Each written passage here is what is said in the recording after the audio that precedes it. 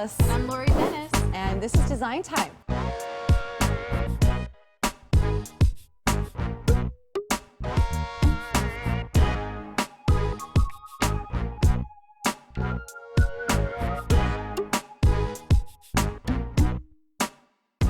got a few questions to answer for you. All right, let's start with Joanna Sheeran. Any suggestions on how to start a fabric line? Ooh, wow.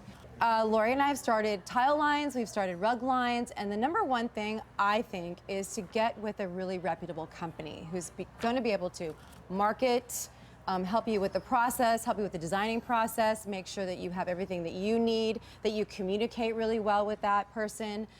Fabric lines are tricky. You know, a lot of them will reach out to high-end designers or very well-known designers. And then there's fabric lines that are waiting for new designs. They're looking for people just like you to start creating something new and trendy.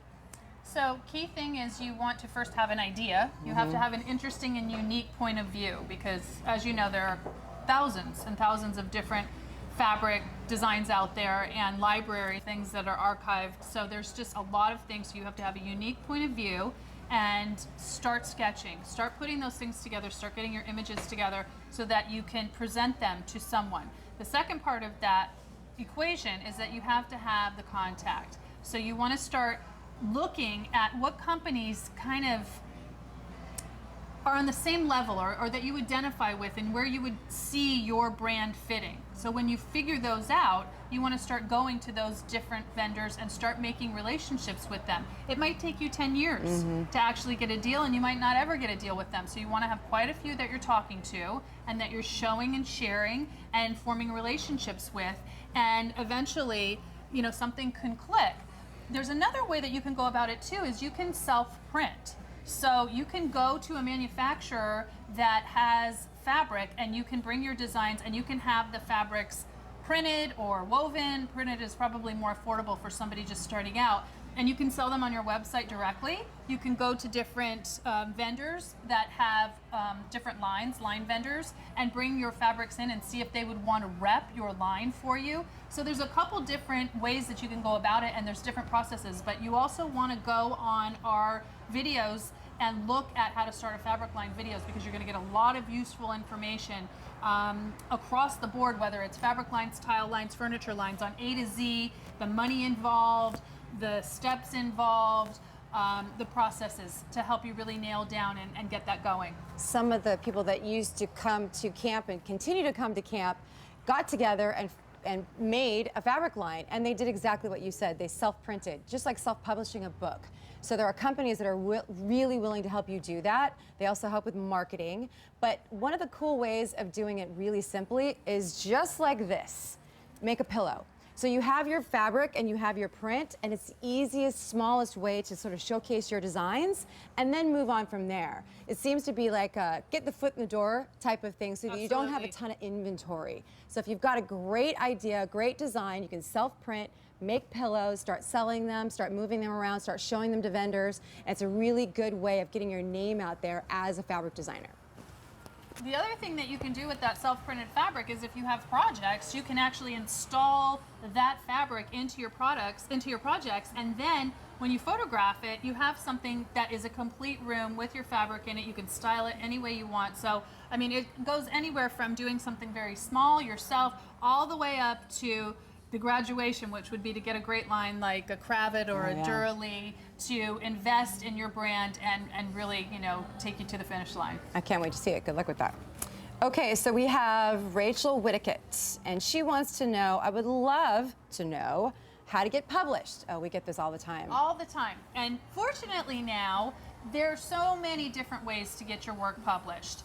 There are just a myriad of ways on the internet. There are the old-fashioned and more traditional ways of the 5 shelter magazines that are remaining. That's a little more tricky because there's 60 spots for 60,000 designers, but you can get your work up on different people's blogs. You can get your work up on your own blog.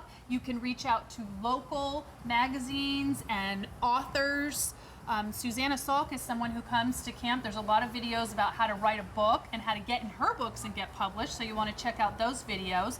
What else, Kelly? We've actually had campers attend, and they are now in Susanna's books, and we know how important those are. So publish is a really broad term, as you've said. You know, anything that has your work printed or shown, a video, a picture, anything is considered published these days, and everyone sees it. So don't just think about those magazines, really think beyond that. So if you have your work, like you said, on a great blog, that's almost more power and more seen. You know, you're on the internet. You've got much more opportunity to be reaching people that you want to see your work. So don't think about just magazines. Think about other ways of getting published. And then, of course, it's just relationships. So how do you do it?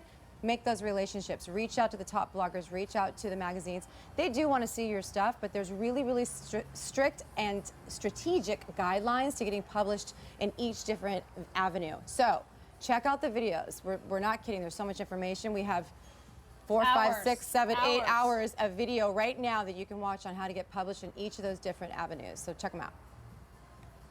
All right. Next one. Yeah. I want to know from Lisa Miller Zane. I want to know how to start a furniture line. How do I do this? Wow. So that's also a really loaded question.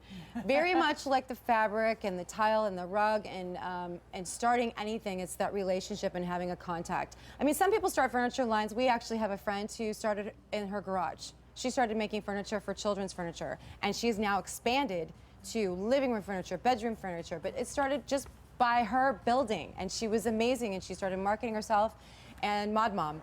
And now That's right. she's grown. That's you right. know?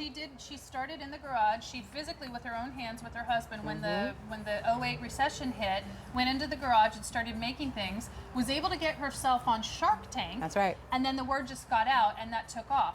If that's not your bag and you don't want to get in the garage and build things yourself, there's a great video you can look at in our video section. Christopher Kennedy goes line by line and tells you exactly his process and how he was able to make a furniture line happen. So again, you want to go back to the pen and the paper. You got to have something interesting and unique that we don't already see out there. You need to figure out who is the market, what's the price point, and then you want to start approaching different vendors who kind of fit those parameters and start the relationship with them.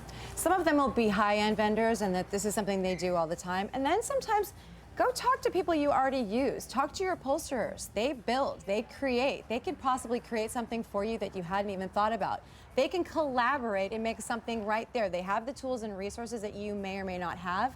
They usually have their own warehouses. They have everything at their fingertips. So start locally even, and then build those. You know, getting a showcase or a booth in a trade show seems like a crazy idea, and you don't necessarily have to do that to get seen. But start small, start talking to people, make those relationships online, take great pictures, and see where that takes you. Yeah, mentioning pictures, when you think about it, you do a lot of custom things for your clients every day and your projects all the time. Make sure you take pictures of those things before they go in the house and they get into a different environment. You know, get a white sheet and get a good camera, or get somebody who knows how to take good shots, and make sure to get photographs of all of your work. And you would be surprised, in a few years you'll have a whole line without having to invest at all. That's right. Everything's made to order. Print it, bind it, send it out. There your you work. go. Okay, and we have another question from Magnolia Emporium. Okay. How to gingerly become a marriage counselor when your clients can't agree on style and fight in front of you. I call that design mediation, is what I call that. I love that. I hold hands and get them together so that you can create some harmony in an otherwise crazy environment. We've all been there, where you have couples that don't agree. I gotta tell you, I think that being in those situations has really helped me with my marriage, because I realize how embarrassing it is for other people to have to witness you bickering and arguing about things in front of them. So we've kind of buttoned that up and really try not to do that anymore. But what do you do when you're in that situation? I think you just really want to be a good listener. Yes. You don't want to take sides. Nope. If you're going to take a side, make sure it's the person who makes decisions and writes checks. Just kidding. Don't take sides. Be a good listener and really try to, I think, you know, stay specific in what it is, because they might start going at each other with other things reasons that have nothing Right. to do with the design and little Right. digs at each other. And you Right. just be quiet. You just listen. And when you take it back to design, you give them pointers, tips, extract information that they're giving to you and repeat it back to them. You kind of really just, want to be a mediator in terms of everybody has a valid opinion here, and I'm going to help you guys make your opinions come together so that we can get this project done. It's almost like the best counseling ever, where you literally look at both of them and say, I've heard what you said. I've heard what you said. I'm listening to you. If I heard you correctly and you go back and say you would like, A, B, C, and you would like E, F, G, and put them together and make them feel that you really, truly are mediating. Because when you get to a point where people get heated, they're never fighting about what they're fighting about. We all know that. We've done that with our spouses. It's really not about the sofa or the fabric, really. No. It's about more. And so you want to show them that you also are about more, and that you can hear them and help them solve their problems and get them to a place where they're both going to be really happy. And one more thing, Kelly won't plug it herself, I'll plug it for her. Kelly has a book called Do I Look Skinny in This House? And it is all about design psychology, and that topic is definitely covered. It's a really easy and fun read, and you'll want to pick that up. Thank you. Last one. Yep. 512 Studio. What designs or styles are trending for you right now? Wow. Well, we're seeing a lot of shabby chic. We see a lot of reclaimed wood. But what's funny is trending styles and things that are happening in a timely manner, they always come back around. It's like saying what's trendy for your hair, what's trendy for your makeup. I don't think it matters. I don't think you should design for trends, to be honest. And if you do, make it small, make up your accessories so you can change them out. When it comes to the bones, you have to be happy. If you have a client that comes to you and says, look, I want, 70s disco, you're doing 70s disco, who cares what's trendy and what's in? That's right. Right? That's right. Your client has to be happy with the end result. So trends are great. I wouldn't go to the box stores and see what colors are the most prevalent, because if your client loves it, they love it. If they don't, they don't. So try to stay away from trends. You're always going to see trends in the latest, greatest catalogs that you receive. You know what the trends are. But as far as your clients go, try to stay away from trends. That's my opinion. Yeah, I think that the clients are very conditioned because of all the mass media that comes out in the catalogs to really gravitate towards certain colors and certain things. And you'll get that question, hey, I want for a long time it was the mid-century modern, and I want that Barcelona chair. And every single project they wanted the Barcelona chair. But I think it's really important, as Kelly said, to design for what your clients want, something that's timeless, not trendy. And if you're going to do things that are trendy and fun and very current, it's going to be something like a throw pillow or a vase, something that is a little bit more affordable, that if they wanted to switch it out or sell it or give it away later, it's not, the major purchase like a sofa or a heavy piece of furniture that can be a real nightmare to have to move and to have to unload, and, can be costly for the client to have to make those kind of switch outs. Absolutely. So that's our take on trends. We look forward to more of your questions. And we'll see you next time on Design Time. Bye-bye.